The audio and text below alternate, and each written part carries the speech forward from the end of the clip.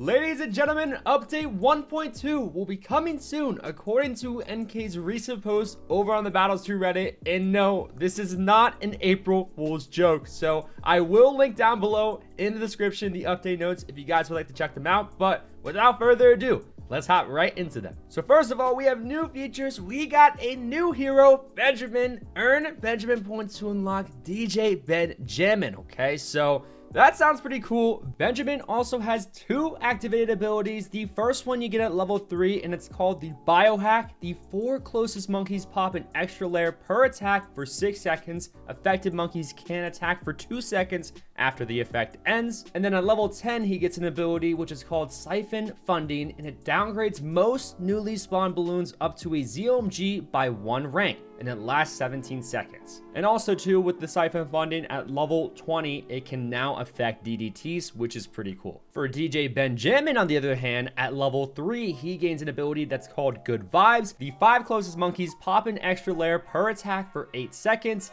Affected monkeys can attack for 1 second after the effect ends. And then at level 10, he also gains a similar ability to the Siphon Funding, but it's called Beatdown, and it instantly downgrades all visible balloons up to a BFB on the map, which is pretty cool if you do ask me. And then at level 20, the Beatdown now affects DDTs. So if you don't know much about Benjamin as a whole, pretty much he makes you money at the start of every round. He makes you money for every AI balloon that comes out eventually, and he can also regen your lives. So that's why I honestly think Benjamin will be the new best hero in BT Battles 2. We also got Universal XP finally too. Earn Universal XP alongside Tower XP from playing games and opening chests. You can use Universal XP to supplement Tower XP when buying any upgrades or mastery items. Convert unwanted Tower XP into Universal XP using monkey money. Okay, so dude, this is freaking actually so sick, because this is something that people have been wanting for a very long time. Okay, so on top of getting your Tower XP at the end of every match that you play,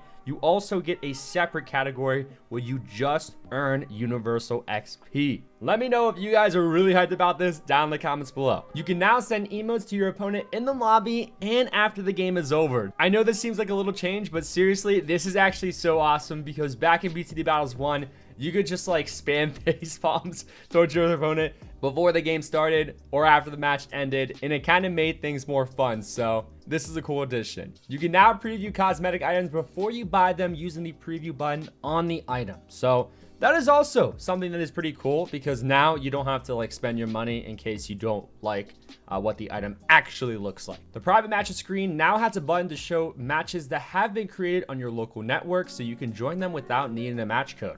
Cool. Multi-touch is now supported on compatible devices. You can now place and upgrade towers, fire abilities, and send emotes without having to interrupt your stream of eco. Dude, this is a big change for you mobile players out there. So glad to see that, because it makes it a little bit more on par with PC players, because of course, PC players, we have a huge advantage, but now that you guys can just constantly eco and do other things, that is so cool. Next, we got the general changes. The ports and inflection maps can now appear in casual mode and can be selected in private matches. They will still only appear in ZOMG Superdome and Hall of Masters in ranked mode. This is fair. Now, I don't know why they're in casual mode, but I guess I'm not complaining.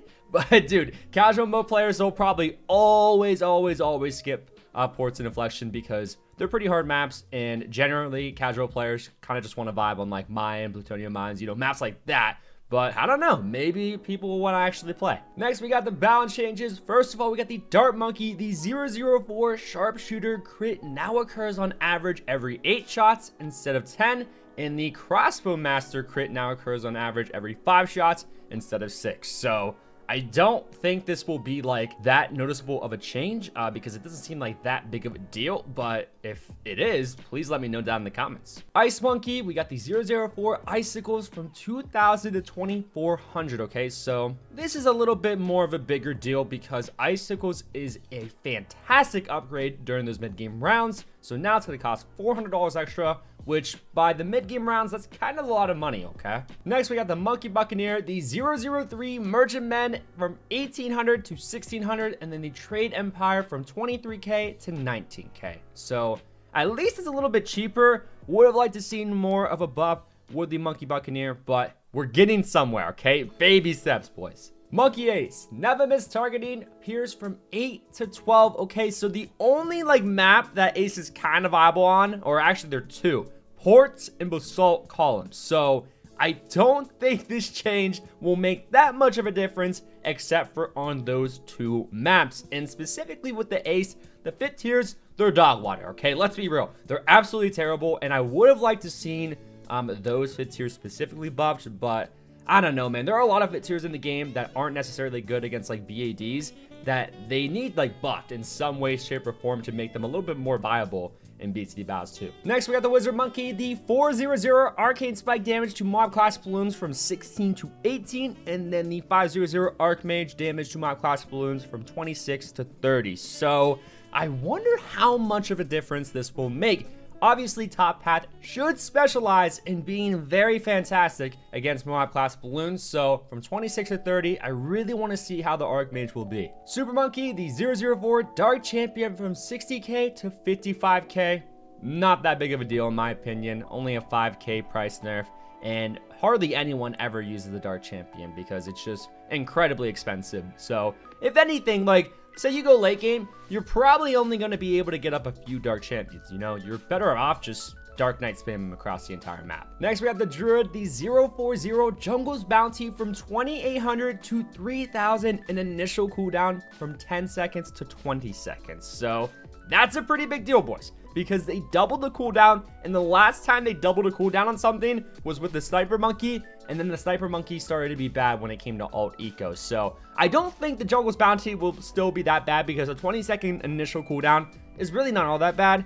And it's only a $200 price nerf as well. So I still think Jungle's Bounty will be a great way to make money. And then next we got the 500 Superstorm, max blowback distance reduced to 350, and DDTs used up 10 to 30 pierce. So I don't know what the max blowback distance was before.